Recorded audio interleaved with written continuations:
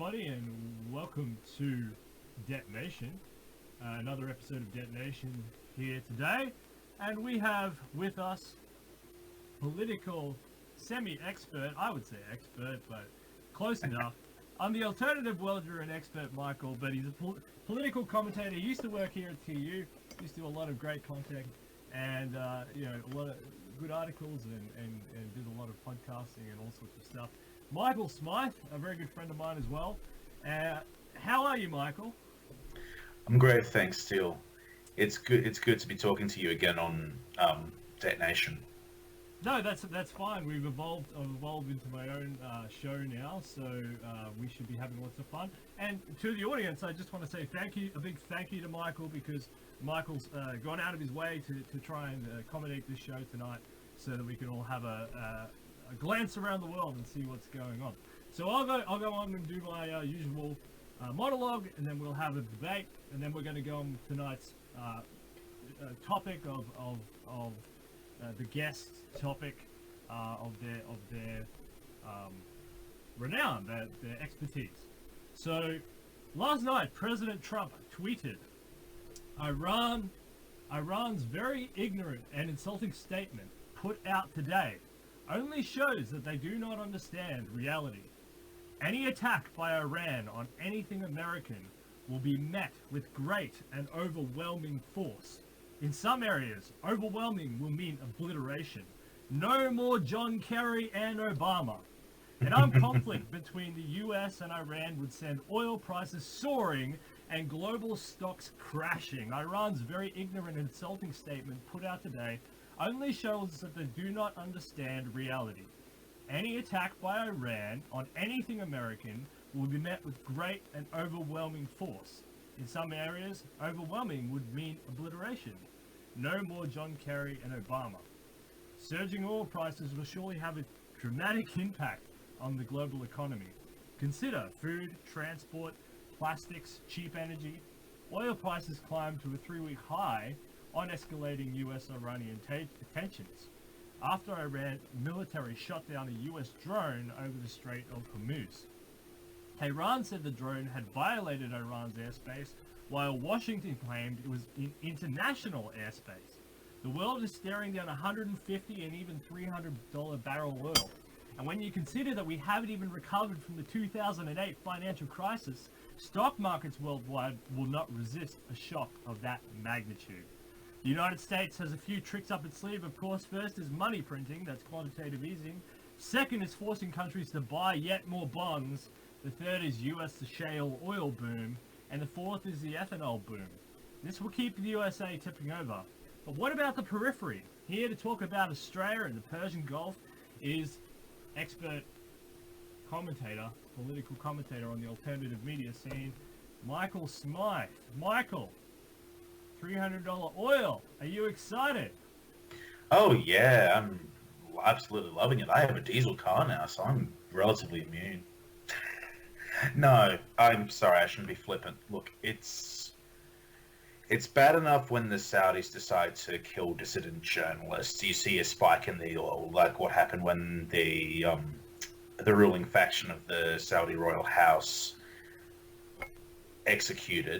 putting it nicely, executed Jamal Khashoggi, a dissident journalist who was rumored to be in league with the prior ruling faction of the House of Saud that was there under King Abdullah. Anyway, I digress. My point is this: with the Saudis and the Iranians still fighting their little proxy war in Yemen, and now Iran, shooting their mouths off on Twitter, it's not looking good for oil prices. I hope it doesn't get as high as 300, but if it doesn't get to 200 by the end of the year, at least once, even if it just hits 200 then drops back down to 140, 150, I will be very surprised. We're talking about the global sort of OPEC initiated oil price, but that would hit Australia for sure. I mean, America, as I said in the introduction, it's isolating itself with the shale boom and an ethanol boom. This is the same time that there are climate shifts. So at the time the world needs America to be exporting grains and its surplus food, it's not going to be doing that. It's going to be converting it to oil. So this is quite a smart move from the United States. They're locking themselves into Fortress America, and they're saying, all right, if there is going to be a global oil shock, we want to be out of this. We want to be, not involved. And so what do you think? Do you think that this is a clever strategy, or do you think that it's going to leave someone like Australia? We're going to all be out of pocket. I don't want to be out of pocket. We're going to be out of pocket. Marcus Smart. Well, it's both. Well, it's both, isn't it? From the American perspective, whether you're interventionist or non-interventionist, it's good to have a strong base. And like you pointed out, there are several cards that the Americans still have up their sleeve, so to speak.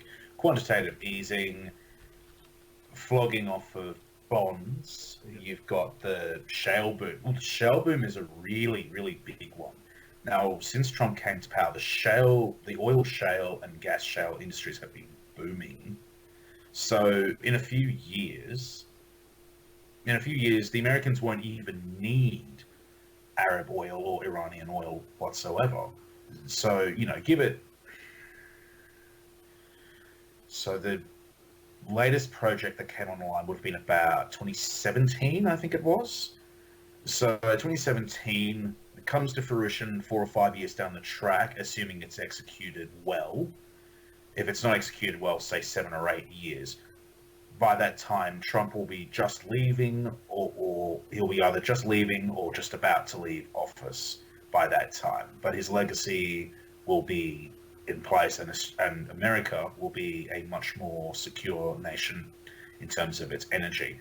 In terms of Australia, now this is very important, we do not have more than 2 weeks of oil supplies in reserve. We have 2 weeks without oil, and we are down the toilet. We are up the creek without a paddle. This is very disturbing news, Michael. You're disturbing me. But it's not like we haven't been warning this, because we can go back, we can prove footage where you and I have both talked about this. We've written about this. We've told the government, hey, America's got giant oil silos where they regulate global oil prices because they store it all under the ground and they use it as a giant mechanism to it's a mini OPEC in a way.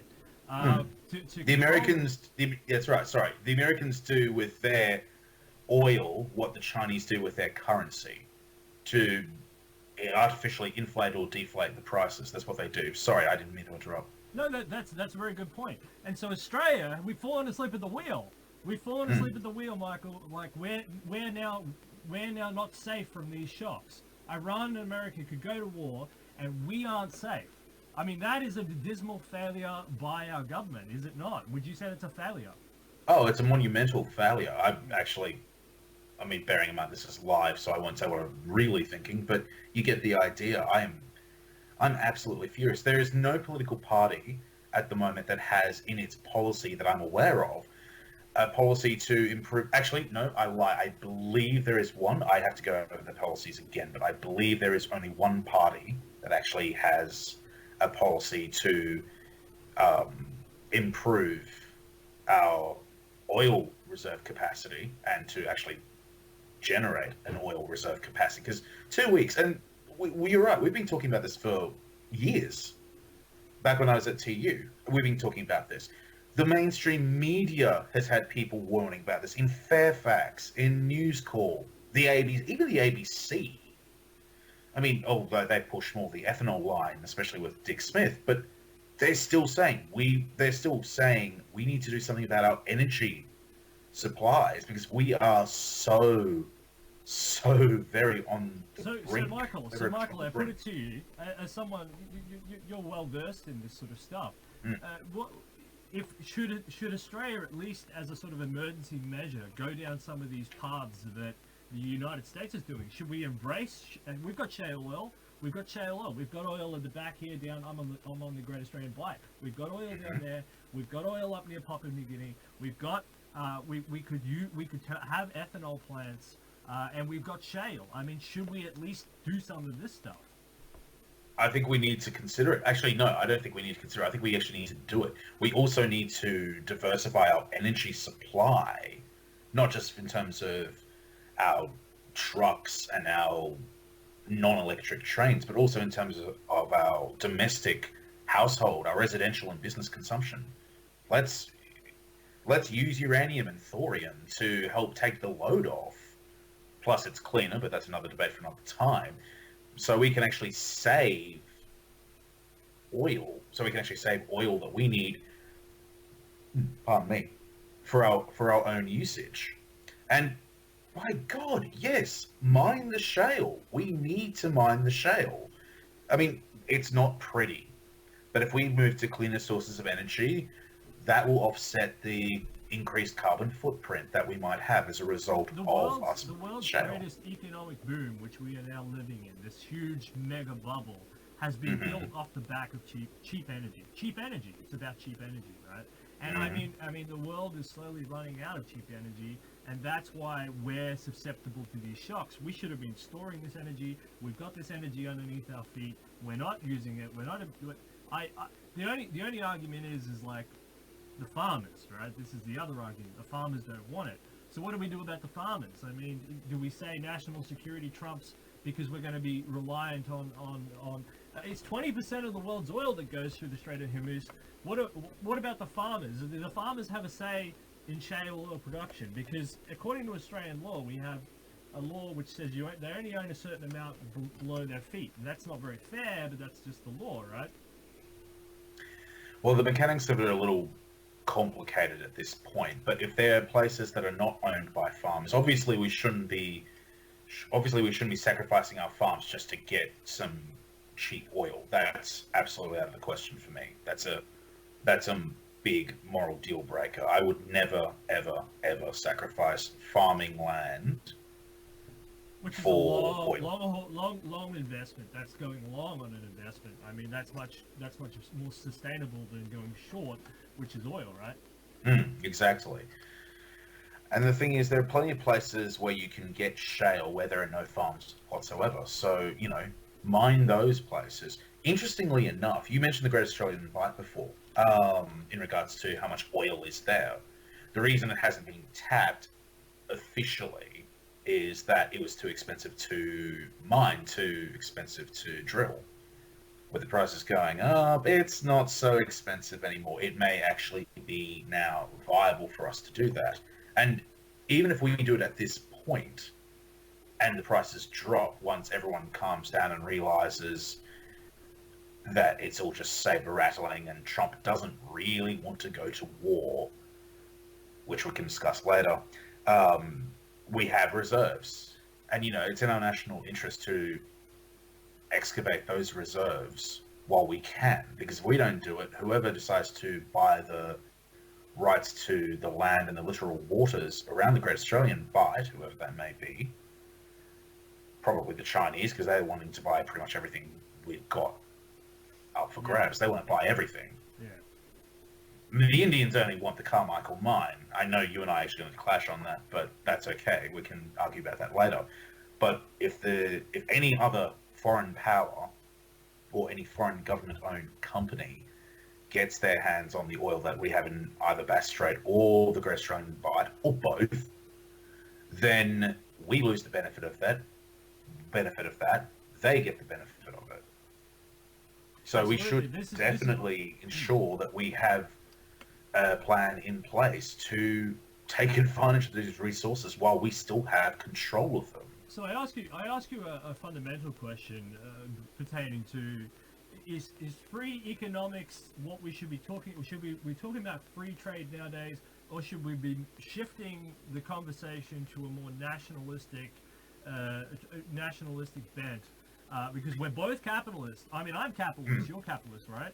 But there's also these external shocks. These could sink the country, and then the capitalism doesn't function when a country is sunk, because then the government will be taking all of our capital, all our land and everything to make up its debts and to function, and that's not cool. So, is the world heading toward a more protectionist arena, Michael Smythe, in Brisbane? I think, is the world heading towards more protectionists? economic policy as a whole, no. But there are nations that are definitely doing that because they see it's in their national interest to do so, and I won't fault for them. Can you name some key countries on both sides of those coins? So, Well, maybe you the look at United States, right, would be more obviously, protectionist. absolutely, the USA, China.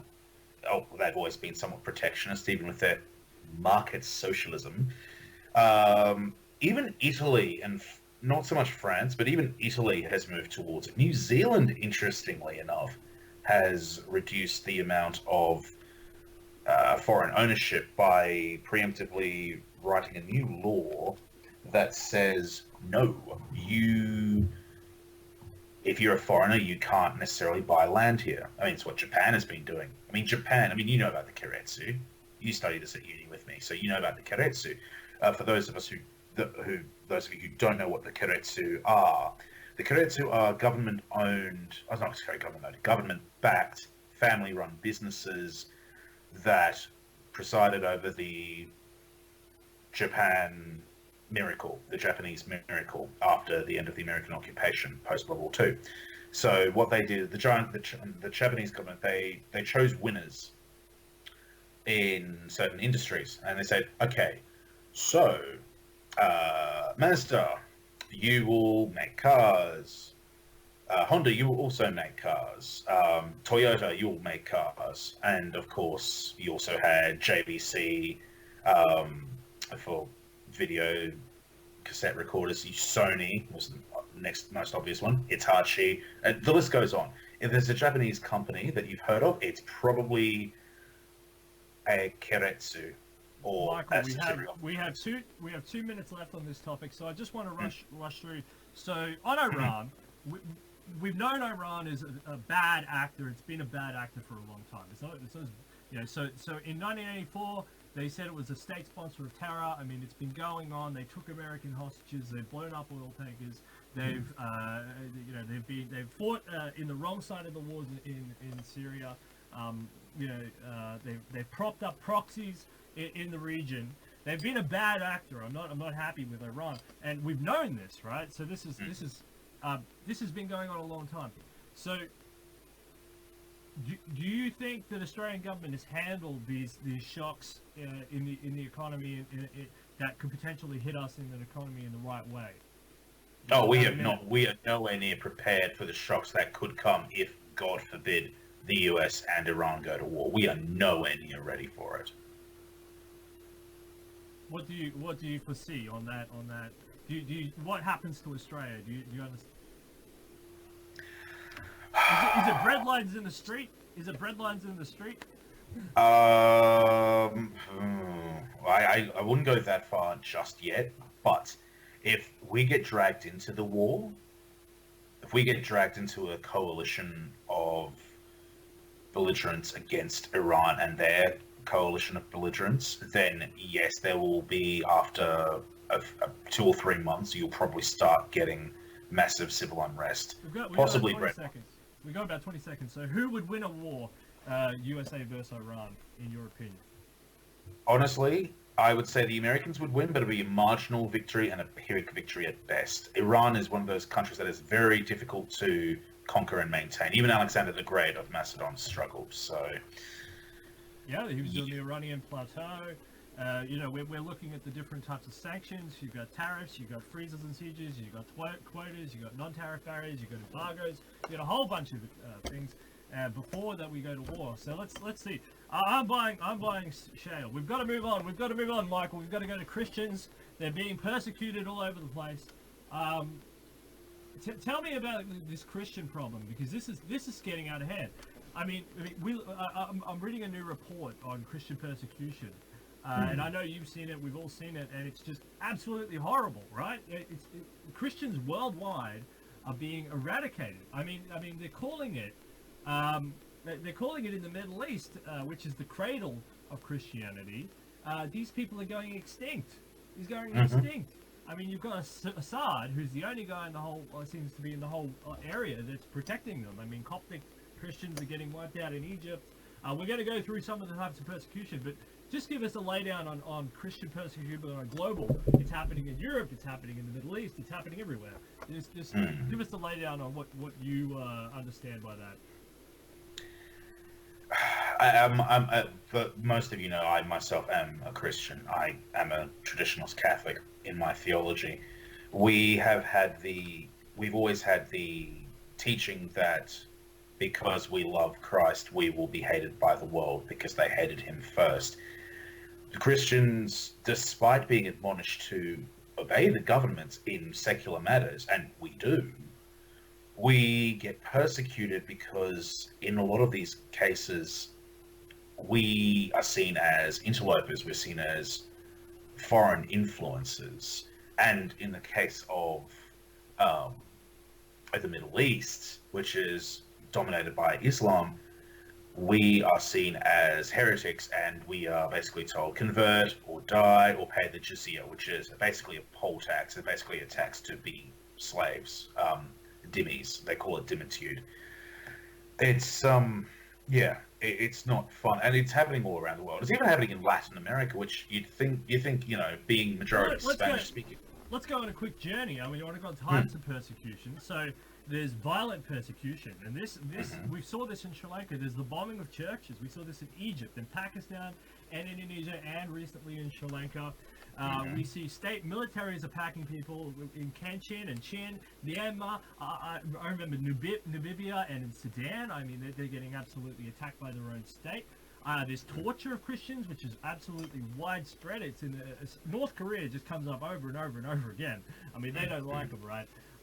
But also the Eritrean prisons, and in India, the police beating reports. These police are probably Hindus beating, or maybe not Hindus. I can't say, but I know there's wide reports of Indians, police beating people in custody.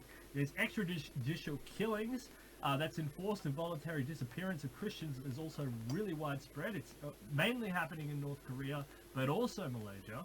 And there's social persecution, which is out of control. Turkmenistan, Tajikistan, Kazakhstan, Iraq, Iran. I mean, you can go around the globe. I mean, that's just absolutely everywhere. It's just so on this issue of the types of persecution. I mean, what is the one that appears for you? That affects you Catholics or the wider Christian community that you find absolutely abhorrent? A late friend of mine who recently passed away was discussing with me about the Syrian civil war and how Islamic State had gone into a Christian town where there were only a small number of Christians left, told them all to convert or die. The Christians refused, they all got butchered. And I made a comment that they are martyrs. They gave their lives and died for Christ. And he said, what does it matter if they were Catholic or Protestant? No, because they died for Christ. They're already part of the saints. They're already part of the communion of saints because they lived and died for Christ.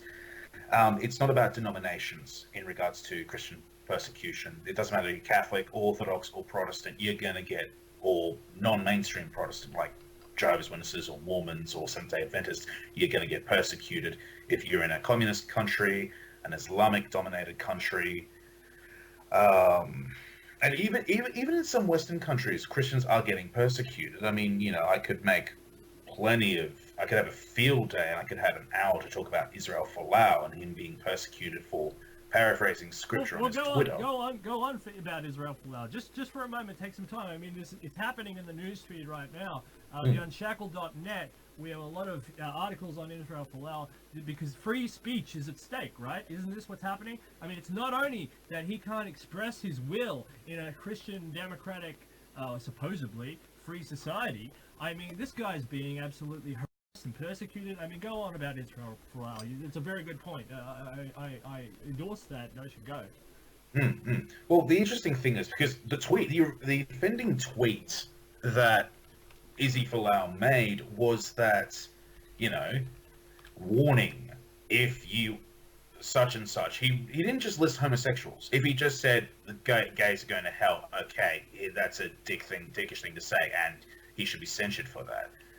I don't think he should be fired for it, especially considering that he also put down idolaters. Idolaters were on that list. um, fornicators, so anyone having sex outside of marriage, atheists, anyone who doesn't believe in a god or gods, drunks, liars, people who tell lies, people who bear false witness. And there was another category. I haven't got the actual thing on me. I should actually get my Bible out. The verse that he paraphrased in his tweet was 1 Corinthians 6, verses 9 to 10, I believe. I'm just trying to remember. I'll look it up. I'll check it for you later and get back to you. But he paraphrased Christian scripture, which we are an implicitly Christian nation, even though we're not technically an established Christian nation. We still have separation of church and state, but we have the protections there. We have the heritage of a Christian culture. So Israel Folau shared the tweet naively, in my opinion, but he took the view that, okay, people should understand that this tweet is not what he was saying, but what God was saying, and what God did say through St. Paul, who wrote the letters to the Corinthians. And, you know, Rugby Australia has gone on a massive witch hunt for him. It should be noted as well that he did not actually sign a clause regarding conduct on social media. But even if he did, look at all the other players in sporting codes, not just rugby, but in general. Drug abusers, domestic violence perpetrators, people who engage in common assault. The list goes on, and worse. The list goes on. Yet they're only targeting him. Why? Because he said something hurtful, quoting from an apostle of a god that most of the people who are referenced in that don't actually believe in, is going to a place where they don't actually believe exists. And also, one other thing that should be noted as well, do you remember, we were talking about Iran before, Salman Rushdie, the author of the Satanic Verses, he was declared to be shirk, which is apostate, on the 14th of February 1989. I was a month shy of 3 years old at that time. And Cat Stevens, the artist formerly known as Cat Stevens, who converted to Islam. Yeah, Yusuf Islam, or just Yusuf now. Apparently.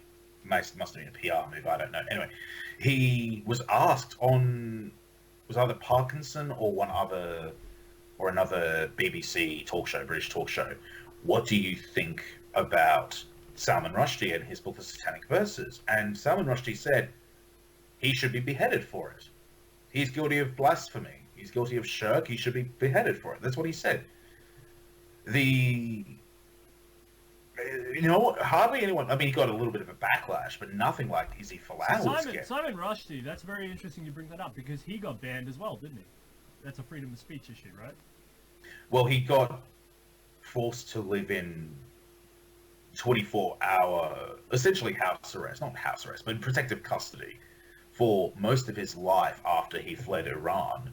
Okay, because Michael, we got to move on. We got to move on. So, Israel Folau, very, very interesting. So, political. Getting to the point. Getting to the point. Israel Folau is being persecuted for his freedom of speech and his freedom of religion. I mean, if he'd actually said, let's throw the gays off the rooftops like Islamic State do, yeah, okay, fine. Sack him, fire him, flog him through the public square. But he didn't say that. He just said, warning, unrepentant sinners will go to hell, and then he gives a list. If he hadn't included homosexuals in that list, I doubt anyone really would have cared that much. It's just that some people decided to confect outrage about it. Give me a really quick, why is there this double standard between what Christians say, going back to the Christian persecution theme, and what Islamic State, or what is the Islam representatives, like these muftis and things, why do they get to say one thing, and when a Christian says the other, everyone looks at what the Christian says and says, you're the bad person, you're the bad guy, and Islam, you get a free pass. Why is that? Because there are dark forces, honestly, because there are dark forces at work trying to undermine the last vestiges of the family unit and our Western culture, which comes from a Christian or post-Christian base. That is why there's a perceived, albeit incorrectly, power imbalance. So it's fine to attack the Christian guy for preaching his quote unquote hate, but it's fine for a Muslim who is persecuted and in a minority to say all the hateful things he wants. It's like, oh, that's just their culture. No, you're a monster. If you think it's okay to kill gays, you're a monster. Get out. I don't want to see you or talk to you if you think it's alright to kill gays. That's very good, because that plays into what I was going to talk to next. So, a century ago, if we go to the MENA region, which is basically the Middle East and Turkey, a century ago, Christians comprised 20% of that region, 20% of the population, the demographic. Today, they are less than 4%. Of an estimate of 15 million people, and there's hundreds of millions of people in that region. That is an incredible. That is a genocide. Is that a genocide? Would you class that as a genocide and something that the United Nations should be angry about? Is this something that the United Nations has been silent on yet again? Oh yeah, the United Nations is silent on a lot of things, including the situation in Sri Lanka. But that's another thing we can discuss at another time. Yeah, it's the MENA region that you mentioned. It's not just that region. It's everywhere in the Middle East that has been under Islamic rule or crypto-Islamic rule. So, secular leaders or even religious-inspired Islamic leaders who have just said, oh, Christians, let's get rid of them. We don't want them. Pardon me. There has been a program either of indifference or instigation to convert all the Christians or drive them out or just to outright kill them. I mean, Armenia, Lebanon, Syria, Iraq, Egypt, case in point, even in Morocco, all these countries, and also Jews were also purged from those countries, of course, because, Islam is the only way in their eyes, is their will or death.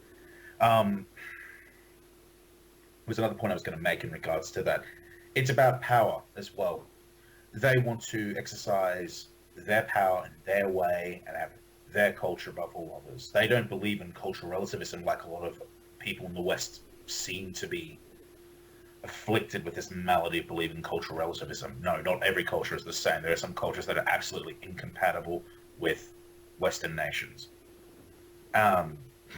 It's just, and the funny thing is, the Christian minorities, especially in Egypt, they tend to be the business owners, funny enough. You might like this. They tend to be the business owners because they are the ones making the money, contributing to the economy. And the more the Christians are exterminated or driven out, the worse their economies get. Except in certain Arab countries where they use oil money. That sounds like white flight from Africa. It sounds like, or white genocide in Africa. It sounds like the same thing. The more the whites are driven out of these places, and there might be white Christians, I mean, maybe there's something there, the worse these countries seem to perform. I don't know, maybe there's a correlation there. We have about 30 seconds left.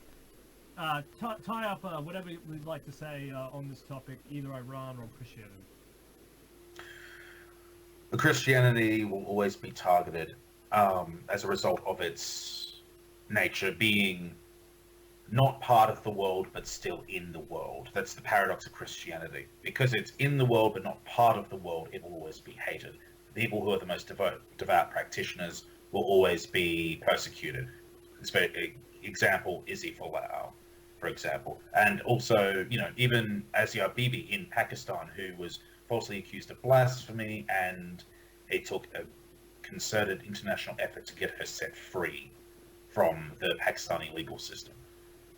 So every country, if you're a Christian in an Islamic country, you can't even go outside and identify as a Christian. They will kill you, or they'll imprison you, or they'll torture you, or worse.